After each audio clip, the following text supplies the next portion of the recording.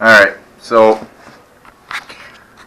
I am putting this 250 back together, and I wanted to, do a little rundown thing of what is going on. So pretty much what happened was my kickstart assembly was put in to the bike.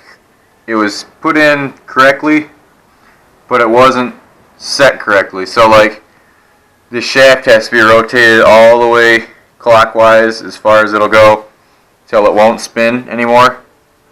It'll click into place. That makes you know that your Kickstarter's as far as it'll go forward. So then when you kick it back, it always comes back to the same spot instead of going farther either way, because it has room to go different either direction. So like before, my kick, it was set weird, so my Kickstarter could rotate more to the right still. So pretty much when you'd kick it, it would come back farther than it should. So if you have this clock correctly, it'll come back up to the top of the stroke every time. So you have a perfect kick. You don't have to kick way up here like I mentioned in my first video.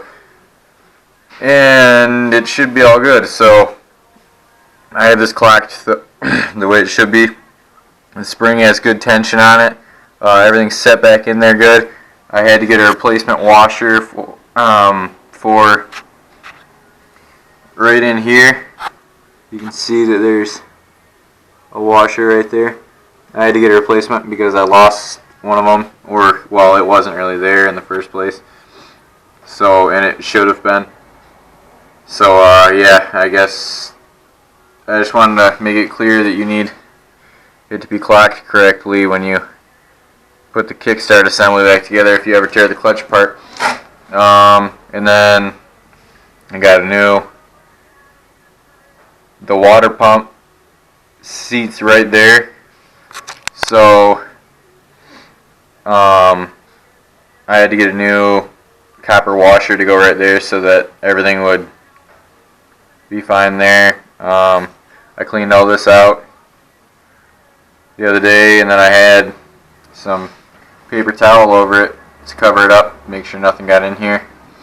So yeah, I'm gonna throw this thing back together. Well, I got a new gasket for it because it was ripped. It was leaking oil everywhere. You can see that there's spots all over my tire from where it just threw oil everywhere. All this down here is wet, so yeah, I'm just gonna put this back together. I gotta put more fluid in the radiator because I didn't drain it properly, so it got everywhere all over the floor and I wasn't able to catch it in the pan. So yeah, I'll get to doing that and make a clip here in a minute. Alright, thanks.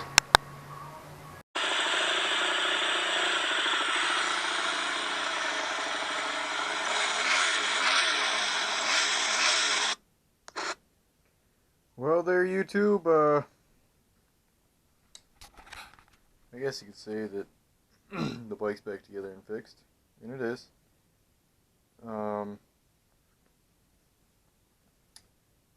just wanted to wrap up and say that everything's back together.